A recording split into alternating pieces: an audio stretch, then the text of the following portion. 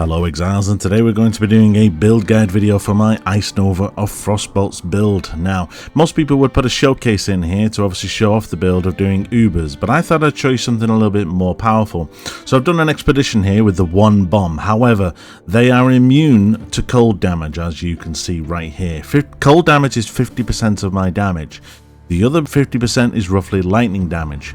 So I'm going to blow this, but at the same time as this, I'm going to have 4 rogue exiles, 2 of which are gigantic rogue exiles, completely beating the crap out of me. So if you just watch this, you will see how it plays out.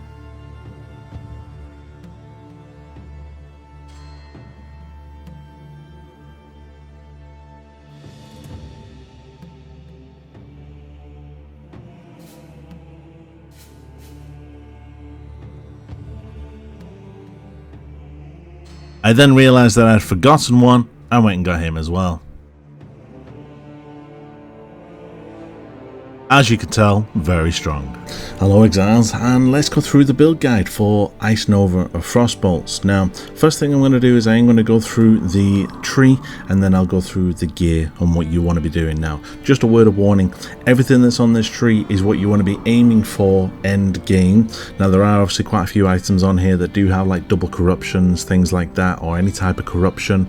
That is basically, that's not me saying that's what you need to get. That is me saying that if you have the money and you do want to go full out and you want to go min-max this build, then that is the best corruption that you want to go for. If let's say you only have a couple divines, then don't worry about the corruption, just get the base item without the corruption, and then later when you've got a bit more money, then that is obviously what you want to then be aiming for. That is there just as a guide, just to give you a little bit more extra damage.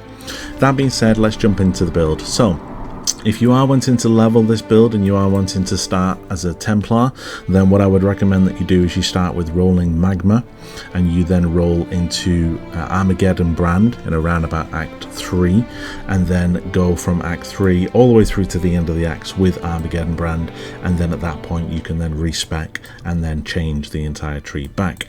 Now you can obviously switch over to Ice Nova of Frostbolts. I think it's around about level 55. Let me just double check that. Well, the chest requires a level 44, so if you get to level 44 and you're running a tabular, then you could potentially start running the build. It's entirely up to you. Once you've respec'd, obviously what you then want to be doing is I'm not going to go into every single part of this, but you want to be heading across here, picking up the less mana, picking up the resistances, the crit, the damage, come over here. You then want to take up the Red Nightmare Jewel. Now this provides you with block chance for every node in that circle that provides you with the resistances. So what we're doing is we're allocating Tattoo of the Nagamu Firewalker. What that does is provide you with fire resistance. So that each one of these tattoos here provides you with 3% block. Now that is essential to be able to hit the cap of your block. You are also taking up the power charge node, and you are also going for the arcane capacitor, which does give you a little bit more boost for your arcane surge, which we will talk about with your Ascendancy later. We're then coming up here, taking up the chaos res and the life and the energy shield. We're taking up the crit cluster here and taking the crit multi against unique enemies, the block cluster here, and chance to block against 5% chance to block on your shield. We're then going along the top here. We are stacking power charges, so we are running with 8 power charges currently. We are then taking here 3% increased damage per power charge and +1 to minimum power charge. We're then taking up this lightning cluster here, and we're taking the penetration along with the mastery for the shock value effect. We're coming down here, we're picking up the mana mastery here, and a 10% chance to recover 10% of mana when you use a skill. That is very important because it will basically mean that sometimes your mana cost for your skill will be free. Then we're taking this power charge element here. In terms of the dual socket, we are then running with a 3% chance to block attack damage and 3% chance to block spell damage. Now that is very important because you do need to reach your block cap. So you need to, that is mandatory on that dual. I then went for dex because you do need dex, and then secondly mana. And obviously if you want to go for the GG and you want to get a corruption, then you want to go for the corrupted blood immunity. But if not, then just run with a corrupted blood flask for the time being until you can afford something like this. We're then coming down here and we're picking up the block spell damage and the increased mana and increased spell damage per mana. We're then coming down here and picking up the mana regen and the increased mana by 30%. We're then going south. I picked up this agility node for the 30 dex.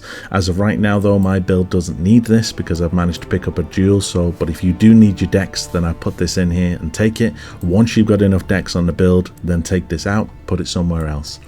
We're then heading south. We're then running with a Glorious Vanity, and we are running that with Doriani to change the Mind Over Matter keystone to Corrupted Soul, which basically means that 50% of any damage taken that is non-chaos will bypass your energy shield, and 15% of maximum life as extra maximum energy shield. So you're gonna get a chunk of energy shield from that. We're then heading south and we're picking up the Mana Mastery here, the Mana Cluster. We're picking up the Elemental Cluster with the chance for inverted resistances. We're then going across here to the Scion Wheel, and we're putting a Unnatural Instinct in here. Make sure that you take the bottom route because we do want the mana, otherwise this duel will negate the life nodes that you take. They don't mean nothing. Carrying on, we are then taking Strength Bane. We are then also taking the mana chunk here and the guard skills increased duration. That is for Arcane Cloak. We're then getting again reduced mana cost of skills. We're running down here, picking up the life, carrying on to the recoup mana and more mana. As you can see, everything is mana related here for more damage. We're then going across here, picking up the increased evasion and armor and elemental resistances.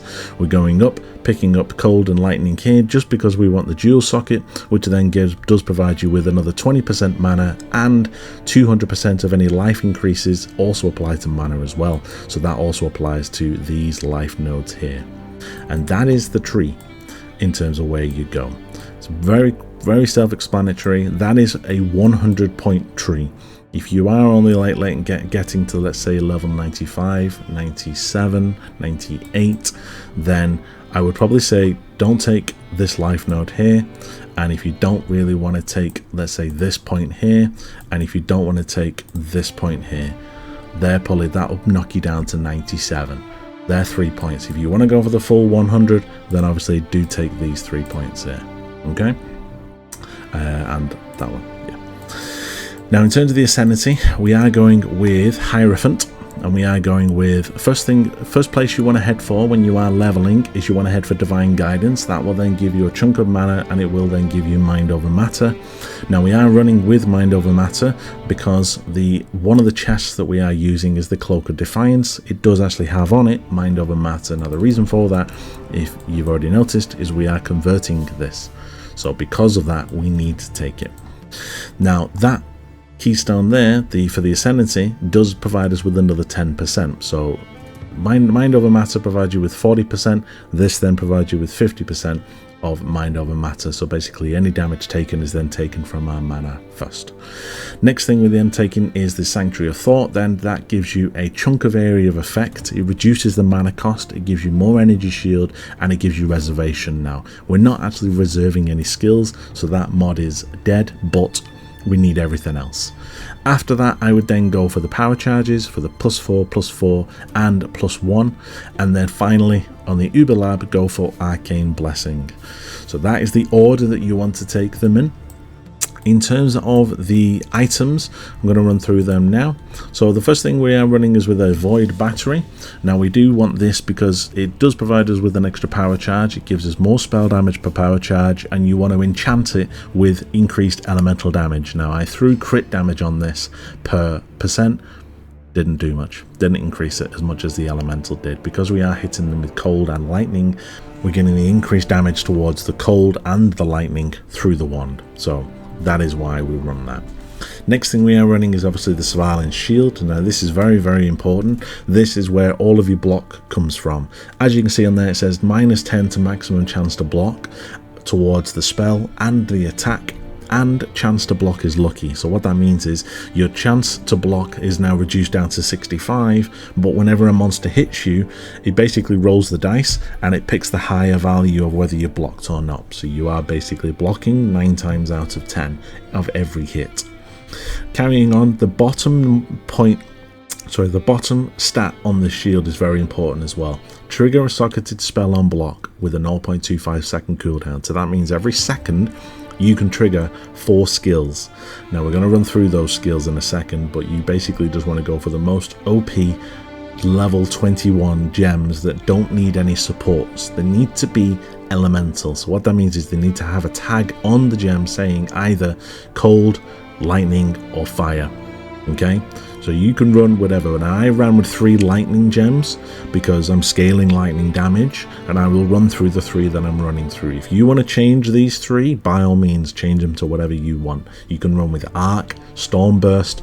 I tested the other night for 3 hours every single lightning gem that I could.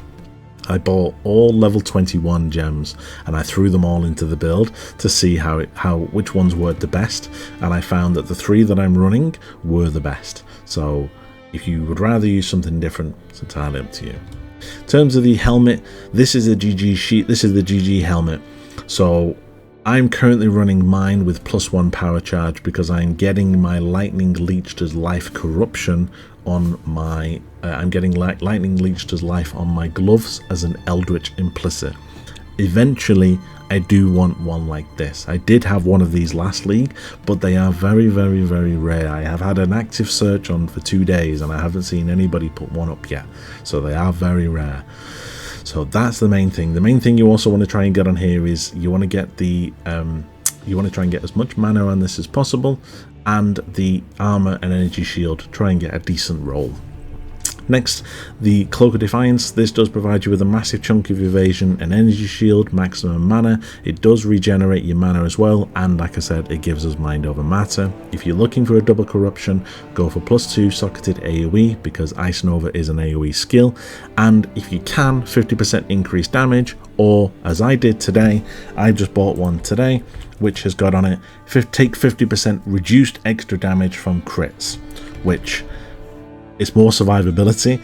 So it's a case of that. Again, I would rather take that because the damage, there's no issue with the damage. It's more survivability if you want to stay alive. Carrying on then, you want to then go into the gloves and the boots. Now I've put in here paladin gloves and boots. You don't have to go for these. I just know that these are the new bases, and they have a lot of armor and a lot of energy shield. So if you are wanting to run with these, then you can do. I've just bought a pair of the paladin gloves just because they've got a nice roll on them. The paladin boots, however, I only just realized don't run with dex on them. You cannot roll dex as far as I'm aware.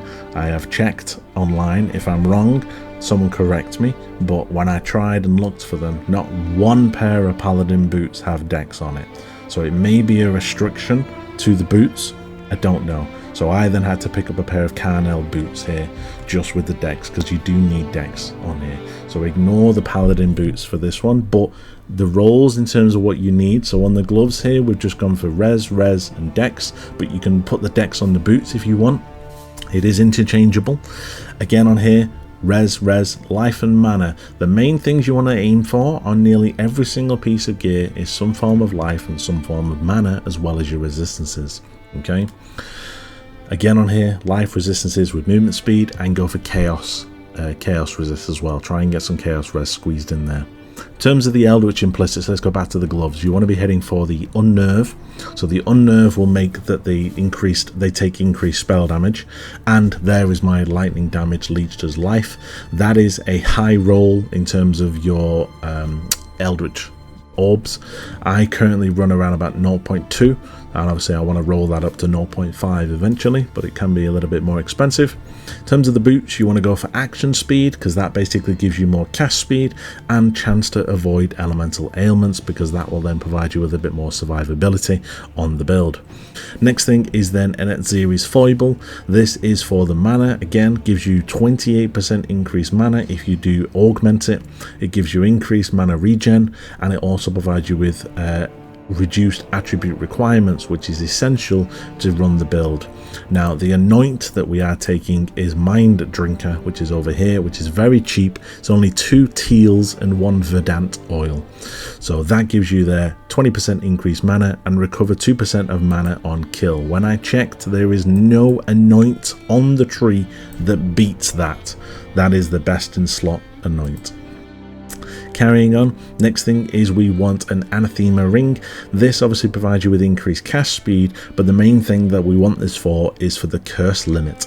As you can see at the bottom there, your curse limit is equal to the maximum number of power charges. Now up here we are running with 8 power charges, so that means that I can run with 8 curses. Now we're not running with 8 just because I can't squeeze them in, but I think we are running with 1, 2, 3, hold on, 1, 2, 3, 4, 5. We are running with 5 curses. Yeah, 5 curses. So that basically means that is a good chunk of your damage. One thing to mention, if you are running tier 17 or tier 16 maps, mainly tier 17s, and you see reduced effects of curses, re-roll it. A good chunk of our damage is within the curses. I did try to do a map for somebody yesterday on the Discord, and they had 128% less effectiveness of curses, and it felt like I had 0 damage. So if you see that roll on a map, on a tier 17 mainly, because their rolls are pretty ludicrous, re-roll it, because you will struggle for damage. Next one is a diamond ring. You do want a diamond ring because you want the crit strike chance, and obviously on there you just want to try and get some form of res, chaos res, life, mana, and obviously if you want to throw on there some strength, and if you want to get some rarity as a bonus, that's a bonus. Stygian Vise is obviously always the best. Get res, life, energy shield, and mana again. And then for the duel, I then went for dex because we need dex. Damage penetrates, lightning resistance is again a GG corruption. You don't need to have that. Life, mana, and crit multi. I think I got one very close to that with mine. I got strength, dex, life, mana, crit multi, and then the bottom mod was just an extra. Increased damage against abyssal monsters. Yeah, it's a free mod, as I call it.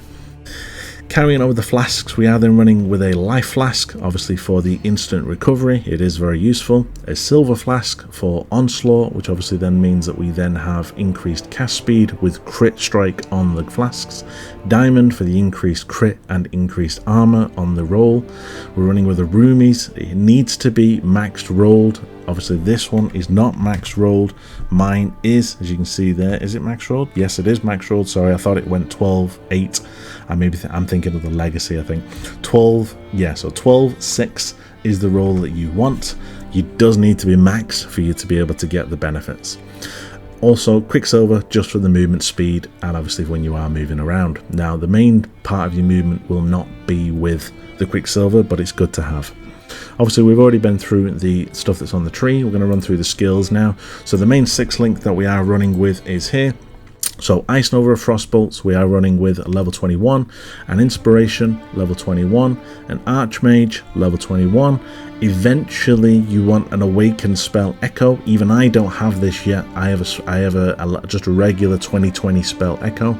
They are expensive. This is around about 20 odd divines for a level 1, so good luck if you have the money. Increase, it's not needed just yet, but once you get it you will get a damage spike. Increased crit damage level 21, and power charge on crit again level 21 if you can. Now most people ask why you're putting in 8 up here. This is because of the projectiles. So you are obviously firing out frost bolts. So obviously when the frost bolt go out, it does blast. The actual Ice Nova kind of blasts every single pulse. And when I ran it through with one of my colleagues, he said you need to change that to 8 because it does every second it will blast like 8 times. He said so that's why you need to do it. So that's why that's set to 8. And obviously on every build that I've seen previously as well, and if you look at last league's build as well, I did the exact same thing. My POB also said 8 because that's how it works. We'll run through the helmet. So we're running with Frostbolt, Greater Volley, Punishment, that's one of your curses, and Enfeeble, that's another one of your curses. Now these will trigger automatically every time you cast, and it triggers Frostbolt. Now with Punishment, what that does is it means that they take increased damage when they're on low life, and it debilitates them, which basically means I think they're like slowed for 3 seconds when they're hit. Enfeeble then means that they also deal less damage against you as well, and they have reduced accuracy, so they're not very good at hitting you. Then we go on to our other curse setup, which is with Arcanist Brand. So if you get a very spicy rare or a boss, throw Arcanist Brand on them. That will then instantly curse them with Elemental Weakness, which means that that reduces their resistances by 30%, and they have an increased duration of ailments. It then means that they take more crit strike against them, and when they then are killed, you then obviously get a chunk of life and a chunk of mana. Also, you get a good chance of granting a power charge when slain. You should always be on 8 power charges when you're running through a map. And finally, Conductivity reduces their lightning res, so as well as Elemental, that reduces it by 30%, Conductivity reduces it by another 37%, and then hits against them also have 25% chance to shock. But the Shock Nova that I'm running in my shield always shocks, so that doesn't really matter, and they have an increased duration as well. So that's the curse setup. Now we're going to run through the shield. So remember when I said on the shield, it said that it triggered an elemental skill on block. You should be blocking all the time. So what it will do is it will trigger Lightning Conduit of the Heavens, Voltaxic Burst, and Shock Nova. Now, just to put this into practice, and I'm going to quickly just show you, I'm just literally just going to just jump to Blood Aqueduct just to show you how it works. I'm not going to cast anything. I'm literally just going to run through, and you will see that when anybody hits me, every time you see it cast like that, that just triggered Lightning Conduit. I'll just run here and I'll stand here and I won't move. It will just trigger Shock Nova, and it automatically triggers that purple explosion is Voltaxic Burst. So if you're in the middle of a big pack getting absolutely beat down, it will trigger Shock Nova, which will shock them, and then obviously it will then pop Voltaxic Burst as well, which then obviously does that big purple explosion as you just saw then. Now that purple explosion is kind of like having an explodey chest, because it explodes based on their life, as 6% of their life. So if I just stand here, I'm going to stand here now. Obviously rares take a second or so. Obviously it does take a little bit of time, but if you look at the top left corner, if I keep getting hit here, it should stack. You see at the top left there, Voltaxic Burst, there was 2. You see it stacked up. If you have multiple of them, it does stack up, like I said, up to 20. So there's 20 stacks, and it'll just go bang, bang, bang, bang, and it'll just keep blowing. Okay, so that's basically how the 3 skills work. Finally, in the weapon, I am then running with Frostblink of Wintry Blast as my movement skill, just because it's very fast, it's based on cooldown. I just run it in a 1 link, just because it's just easy. It's not, obviously, it's not linked to anything. If you want to link it to faster casting, by all means go ahead, but I wanted the haste, so I ran haste with Eternal Blessing. Now I don't want to reserve haste, because it will then take a chunk of your mana, which will then take a chunk of your damage, and you don't want that. So you're running it as this, so then it's completely free. Finally, we are then using a Arcane Cloak and Arcane Surge automation setup. So basically Arcane Cloak is automatically being run every couple seconds. It has a shield of like 3,000, not 3,100. I've got more duration, so it lasts longer. We've got duration on the tree on down here, which obviously has increased guard effect, the increased guard skill duration, another 20% cooldown recovery there. So that basically means that it comes back a lot faster. So that shield will always be there. There may be a 1.5 second downtime between the shield dropping and it being back up again. And that is basically it in terms of the skills. In terms of the Pantheon, I am currently running with Brine King, just so that we don't get frozen, and I am then also running with Grathukul, yeah, just for a bit of added fizz damage and obviously attack speed. Obviously doesn't really help me in terms of it says they have their attack speed reduced if they're attacking me, so again it's a bit more defensively. And that is basically it, guys. It's a very fun build. In terms of the defenses, I am going to run through this very quickly just so that you understand them. So there is 88% block or 87% spell block once you have hit that 65 cap. So first of all, when a monster hits you, you have to not block it. This is what they have to do to kill you. Basically, this is what has to happen in this sequence of events. First of all, they have to hit you and you have to not block it. That then means that then hits your energy shield. for your arcane cloak, because you'll have a shield around you, which is for 3,100 damage. If it punches through that arcane cloak of 3,100, the next thing that's going to hit is your mana. So it's then going to take 50% of whatever hit it is. So let's say it's a 1,000 hit. 500 of that will hit your mana, 500 of it will hit you. So 500 of it will then hit your health, but you have ward on the shield. So that 500 will then hit your ward. So then your ward is then broken. At that point, that one hit is gone. But if someone else then hits you, it then has to then hit the mana first of all. Well, first of all, it has to hit the spell block, then the shield, then the mana, then the energy shield, then your life, based on your armor and evasion. There's multiple different defenses. Now, if you wanted to go more defensively, as you saw on the 3 skills that I ran earlier on here, so I'm running with Lightning Conduit of the Heavens, Voltaxic Burst, and Shock Nova. This is an offensive setup. If you want to go for a defensive setup, then you can run with Arctic Armor, Sigil of Power, and Wave of Conviction. So Arctic Armor will give you a chunk of armor when obviously you get hit. Sigil will put a big ring around you, and it'll mean that you then take less damage while you're inside that ring per stage, and it will then stack up if you stay in the circle. And Wave of Conviction will be a bit of an offensive skill, but what it will do is it will then reduce their resistances down even more than what they're already reduced by. So it then makes it so that you will then kill them faster. They're probably the best 3 to do, but Wave of Conviction also does damage as well. So if you hit them with that, it will do damage, reduce their resists, and it makes you more tanky. Those 3 skills that you put in the shield are very pliable. You can change them, you can mess around with them, you can get it to suit your needs. You can put in there whatever the hell you wanted, as long as they are elemental skills. I do believe Wave of Conviction is an elemental skill. You are testing me now. Let me just double check that now, because I want to just be sure that I am advising you. Yeah, it has on it fire and lightning, so yeah, you can run that in the shield.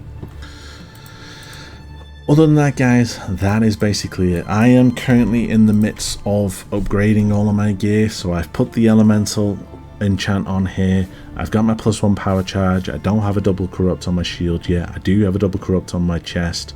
My boots are sorted now. I just need to upgrade the Eldritch Implicits, and obviously I'll probably get some better boots in time.